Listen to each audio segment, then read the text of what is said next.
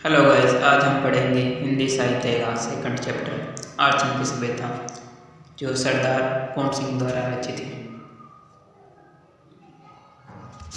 विद्या, कला, कविता, साहित्य, धर्म और राजतत्व से भी आर्चन की सभ्यता अधिक ज्योतिषमती है। आर्चन की सभ्यता को प्राप्त करके एक कंगाल आदमी राज्य के दिलों पर भी अपना प्रभुत्व जमा सकता है। इस सभ्यता के दर्शन से कला, साहित्य और संगीत को अद्भुत सिद्धि प्राप्त होती है। राग अधिक मृदु हो जाता है, विद्या का तीसरा शिव नेत्र खुल जाता है, चित्रकला का मौन राग अल्लापने लग जाता है, वक्ता चुप हो जाता है, लेखक की लेखनी थम चुप हो जाती है। लेखक की लेखनी थम जाती है, मूर्ति बनाने वाले के सामने नए कपोल, नए नयन और नई छवि का हास्य उपस्थित हो जाता है। आर्चन की सभ्यता भाषा सदा मौन रहती है। इस भाषा का निकुंठ शुद्ध श्वेत पत्रों वाला है। इसमें नाम मात्र के लिए भी शब्द नहीं है। ये सभ्याचरण नाद करता हुआ कि मौन है, व्याख्यान देता हुआ भी मौन व्याख्यान के पीछे छिपा है, राग गाता हुआ भी राग के सुर के भीतर पड़ा है। मृदु वचनों की मिठास में आर्चन की सभ्यता मौन रूपी से खुली हुई है। नर्मता, दया, प्रेम और उदारता सब के सब असभ्य चरण की भाषा के मौन व्याख्यान है। मनुष्य के जीवन पर मौन व्याख्यान का प्रभाव चिरस्थायी होता है और उसकी आत्मा का एक अंग हो जाता है। न काला, न नीला, न पीला, न सफेद, न पूर्वी, न पश्चिमी, न उत्तरी, न दक्षिणी, बेनाम बेनिशान, बेमकान विशाल आत्मा के आचरण से मौन रूपिणी सुगंधी सदा प्रसारित हुआ करती है। इसके मौन से प्रस्तुत प्रेम और पवित्रता धर्म सारे जगत का कल्याण करके विस्तृत होती है। इसकी उपस्थिति से मन और हृदय की ऋतु बदल जाती है। तीक्ष्ण गर्मी से जल पुण्य व्यक्ति आचरण के काल बादलों की बूंदाबांदी से शीतल हो जाते हैं। मान सोतेपन अशुद्ध पूर्व सुंदर मूर्ति के दर्शन होने लगते हैं।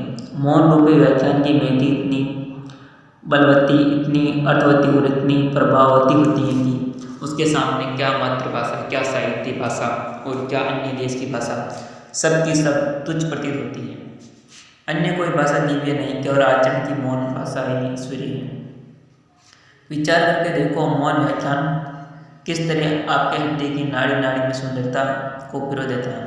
वे व्याख्यान ही क्या जिसने हृदय की धुन को, मन के लक्ष्य को ही ने बदल दिया।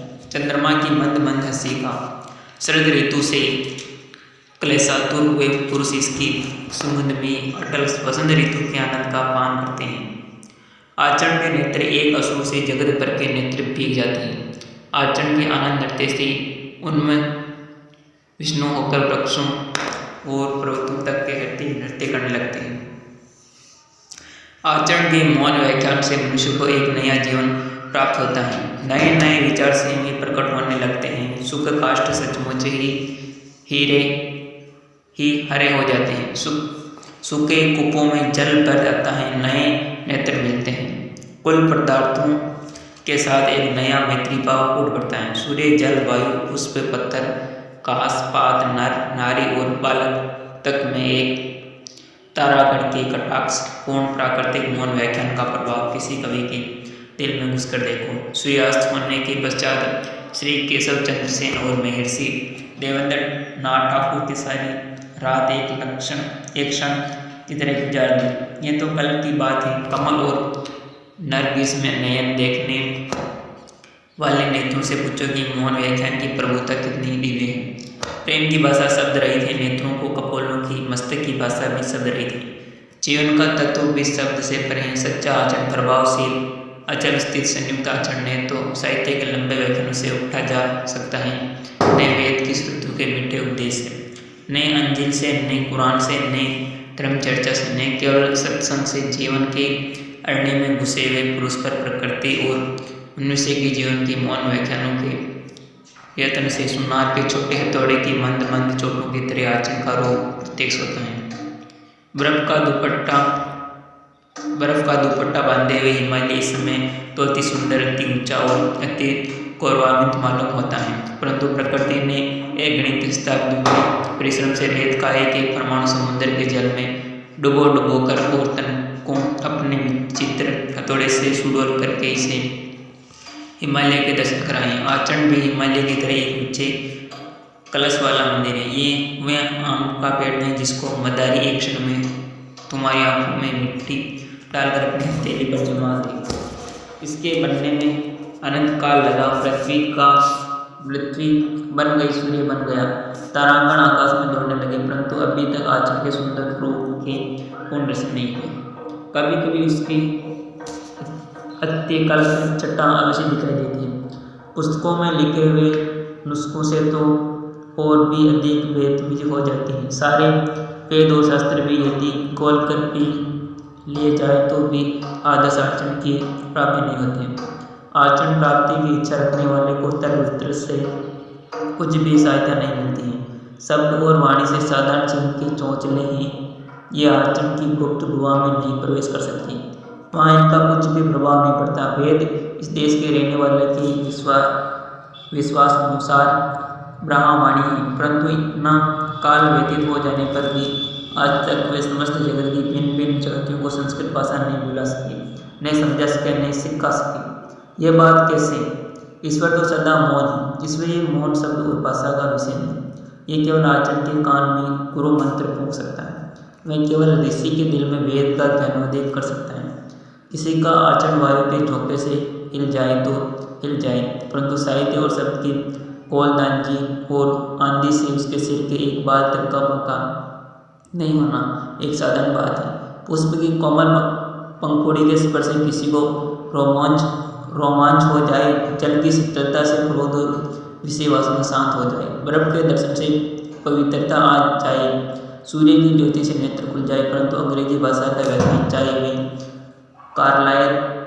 कार्लायल ही का लिखा हुआ क्यों न हो, बनारस में पंडितों के लिए रामलीला ही है। इस तरह न्याय और व्याकरण की बारीकियों के विषय में पंडितों के द्वारा की गई चर्चाएं और शास्त्रियों संस्कृत ज्ञानहीन पुरुषों के लिए स्टीम इंजन की फप शब्द से अधिक अर्थ नहीं रखती। यदि आप कहें व्याख्यानों के द्वारा, उपदेशों के द्वारा, धर्म चर्चा द्वारा कितने ही पुरुषों और नारियों के हृदय पर जीवन व्यापी प्रभाव पड़ा है, तो उत्तर यह है कि प्रभाव शब्द का नहीं पड़ा, प्रभाव तो सदा सदाचरण का पड़ा है। साधारण उपदेश तो हर गिरजे, हर मंदिर और हर मस्जिद में होते हैं, परंतु उनका प्रभाव तभी हम पर पड़ता है जब गिरजे का पादरी स्वयं हिस्सा होता है, मंदिर का पुजारी स्वयं ब्रह्मर्षि होता है, मस्जिद का मुल्ला स्वयं पैगंबर और रसूल होता है। यदि एक ब्राह्मण किसी डूबती कन्या की रक्षा के लिए, चाहे वह कन्या जिस जाति की हो, जिस किसी मनुष्य की हो, जिस किसी देश की हो, अपने आप को गंगा में फेंक दे, चाहे उसका प्राण ये काम करने में रह जाए, तो इस कार्य में प्रेरक आचरण की मौन में ही भाषा किस देश में, किस जाति में और किस काल में कौन नहीं समझा सकता। प्रेम का आचरण, दया का आचरण, क्या पशु क्या मनुष्य, जगत के सभी चराचर आप समझ लेते हैं। जगत भर के बच्चों की भाषा इस भाषा से ही भाषा का चिन्ह है। बालकों की इसे शुद्ध मौन शब्द है। मौन का नाद और हास्य ही सब देश में एक ही सा पाया जाता है। एक दफे एक राजा जंगल में शिकार करते करते रास्ता भूल गया, उसके साथी पीछे रह गए, घोड़ा उसका मर गया, बंदूक हाथ में रह गई। रात का समय आ पहुंचा, देश बर्फानी, रास्ते पहाड़ी, पानी बरस रहा है, रातें अंधेरी, ओले पड़ रहे हैं, ठंडी हवा उसकी हड्डियों तक को हिला रही है। प्रकृति ने इस घड़ी इस राजा को अनाथ बालक से भी अधिक बेशर्म सामान कर दिया। इतने में दूर एक पहाड़ी की चोटी के नीचे टिमाटी हुई बत्ती की लो दिख रही है। कई मील तक पहाड़ के ऊंचे नीचे उतार चढ़ाव को पार करने से थका हुआ, भूखा और सर्दी से ठिठरा हुआ राजा उस बत्ती के पास पहुंचा। ये गरीब पहाड़ी किसान की कुटी थी। इसमें किसान, उसकी स्त्री और उनके 2-3 बच्चे रहते थे। किसान शिकारी को अपनी झोपड़ी में ले गया, आग जलाए, उसके वस्त्र सुखाए, 2 मोटी मोटी रोटियां और साग उसके आगे रखा। उसने खुद भी खाया और शिकारी को भी खिलाया। ऊन और रीछ के चमड़े के नरम और गर्म बिछौने पर उसने शिकारी को सुलाया। आप वे बिछौने को घूमे पर सो रहा। धन्य है दुष्ट मनुष्य, धन्य है तू मनुष्य, तू ईश्वर से क्या कम है, तू भी तो पवित्र और निष्काम रक्षा का करता है। तू भी तो अपन जनों का आपत्ति से उद्धार करने वाला है। शिकारी कहीं रूसों का चार ही क्यों नहीं हो। इस समय तो एक रोटी और गर्म बिस्तर, अग्नि की एक चिनगारी और टूटी छत पर उसकी सारी राजधानियां बिक गई। अब यदि मैं अपना सारा राज्य उस किसान को उसके अमूल्य रक्षा के मोल में देना चाहे तो भी तुझे, यदि मैं अपना दिल ही देना चाहे तो भी तुझे। अब उस निर्धन और निरक्षर पहाड़ी किसान को दया और उदारता के क्रम के मौन व्याख्यान को देखो। चाहे शिकारी को पता लगे चाहे नहीं लगे, परंतु राजा के अंतरंश के मौन जीवन में उसने ईश्वरीय और धैर्य की कलम गाड़ दी। शिकार में अचानक रास्ता भूल जाने के कारण जब इस राजा को ज्ञान का एक परमाणु मिल गया, तब कौन कह सकता है कि शिकारी का जीवन अच्छा नहीं। क्या जंगल के ऐसे जीवन में इसी प्रकार के व्याख्यानों से मनुष्य का जीवन सहन से नया रूप धारण नहीं करता क्या? जिसने शिकारी के जीवन के दुखों को नहीं सहन किया, उसको क्या पता कि ऐसे जीवन की तरह में किस प्रकार और किस मिठास के आचरण का विकास होता है।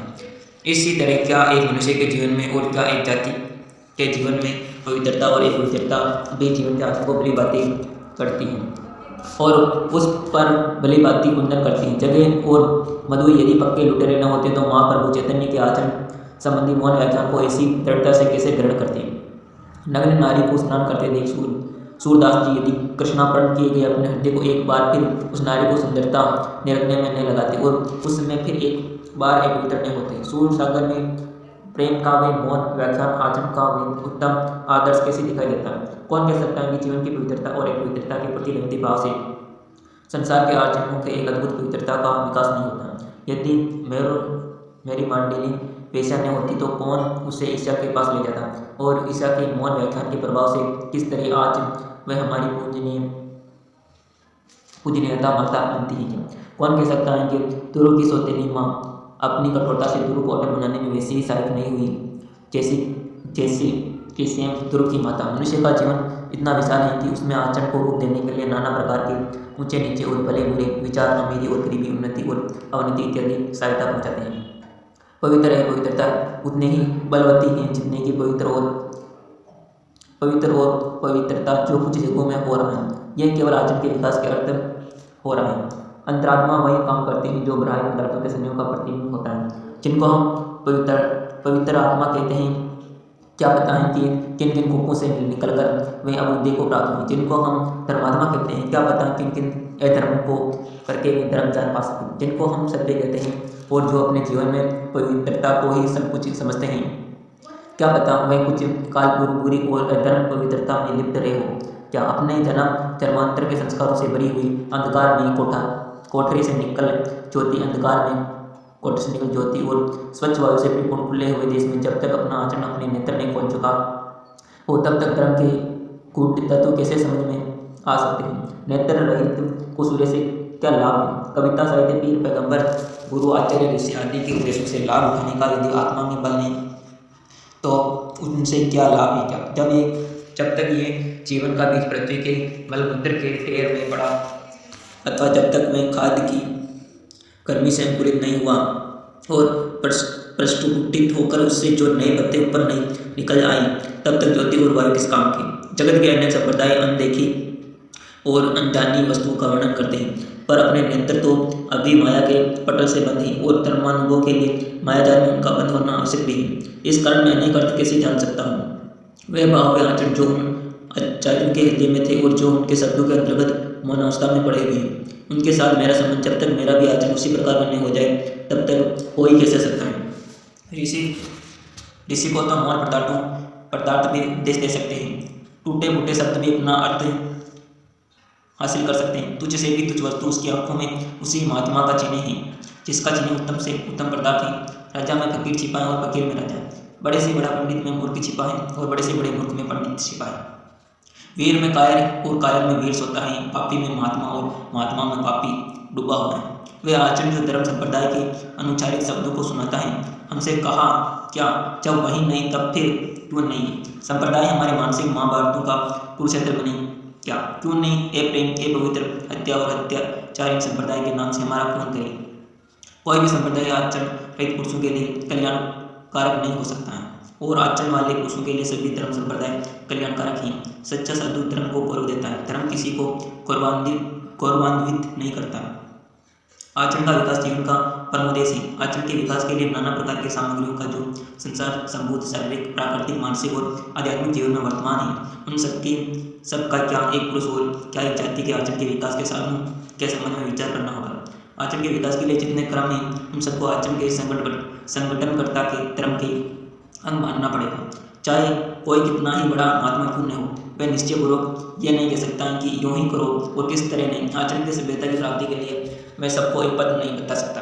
आचरणशील महात्मा स्वयं भी किसी अन्य की बनाई हुई सड़क से नहीं आया, उसने अपनी सड़क स्वयं ही बनाई थी।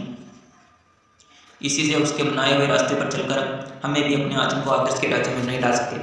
हमें अपना रास्ता अपने जीवन की कुदाली की एक एक चोट से रात दिन बनाना पड़ेगा और उसी पर चलना भी पड़ेगा। हर किसी को अपने देश कालानुसार राम प्राप्ति के लिए अपने नैया आप ही बनानी पड़ेगी और आप ही चलानी भी पड़ेगी।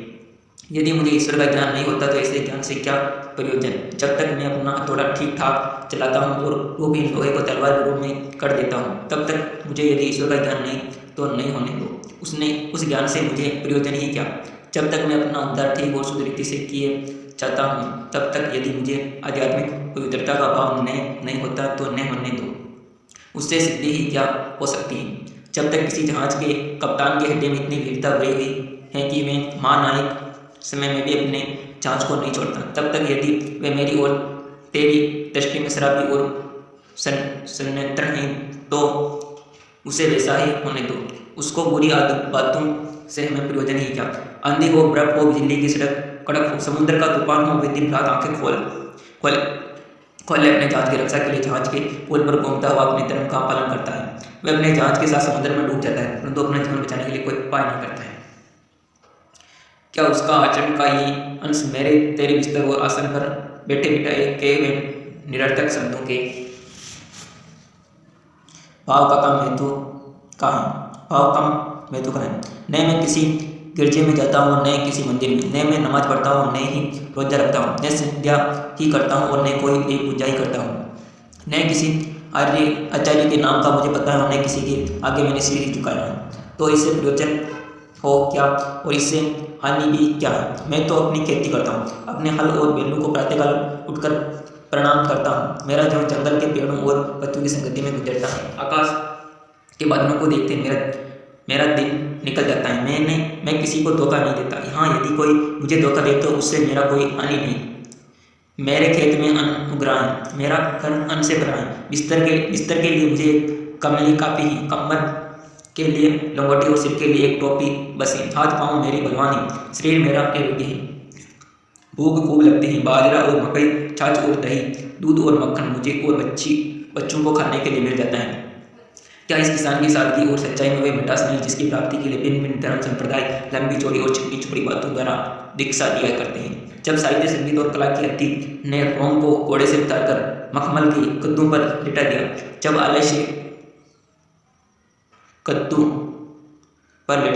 आलस्य और विषय विकार की लपटता ने जंगल और पहाड़ की साफ हवा के असभ्य और उद्दंड जीवन से रोम वालों का मुख मोड़ दिया, तब रोम नरम तकियों और बिस्तरों पर ऐसा सोया कि अब तक ने आप जागा और न कोई उसे जगा सका। एंग्लो सैक्सन जाति ने जो उच्च पद प्राप्त किया, बस उसने अपने समुद्र, जंगल और पर्वत से संबंध रखने वाले जीवन से प्राप्त किया। जाति की उन्नति लड़ने, भिड़ने, मरने, मारने, लूटने और लूटे जाने, शिकार करने और शिकार होने वाले जीवन का ही परिणाम है। लोग कहते हैं केवल धर्म ही जाति की उन्नति करता है। ये ठीक है, परंतु ये धर्मांतर